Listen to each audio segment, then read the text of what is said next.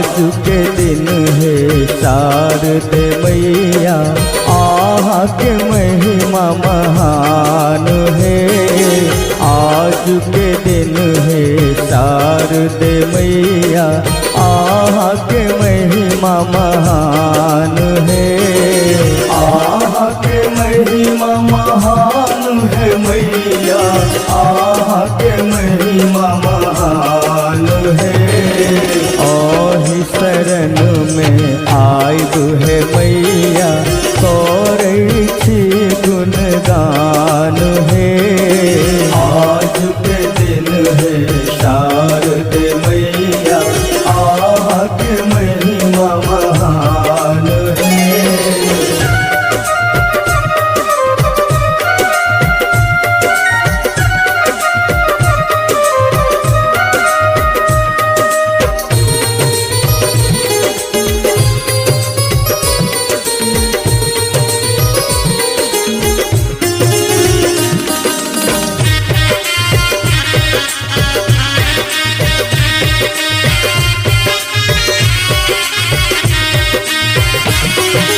अतेक कठोर जुल बनियो है मैया, दियो अज्ञानी के ज्ञान है।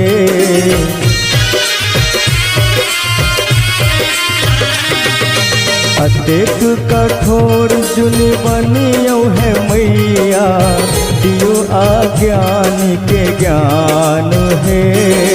दियो अज्ञानी के ज्ञान है मैया, दियो अज्ञानी के ज्ञान है।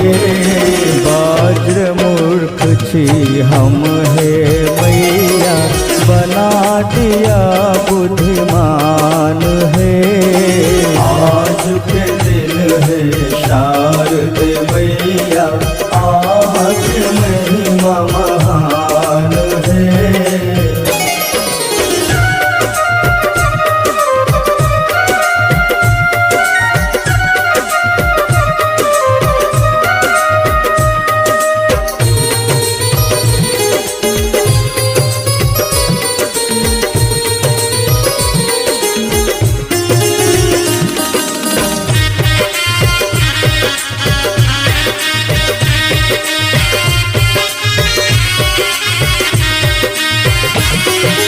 आहा के महिमा के न जनैये, ज्ञानक खोलियो के बार है।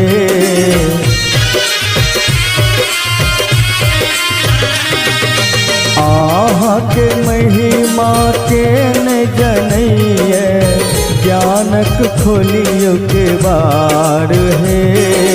ज्ञानक खोलियो के बार है मैया, ज्ञानक खोलियो के बार है। तोर सवारी छी यहाँ हंस, कमलासन पर विराजमान है। आज के दिन है शारदे मैया, आहा के महिमा महान है।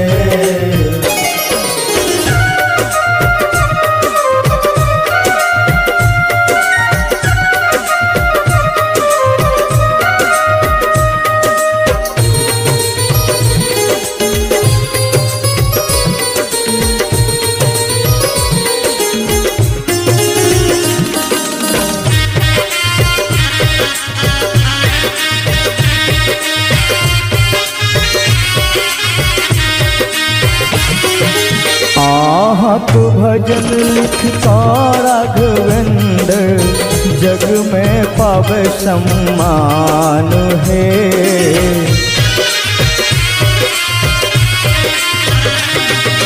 आहत भजन लिखता राघवेंद्र, जग में पावे सम्मान है।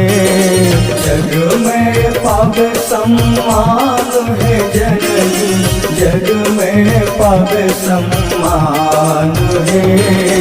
जोर कदुनु कर हे महारानी, श्रवण करैया प्रणाम है। आज के दिन है शारदे मैया, के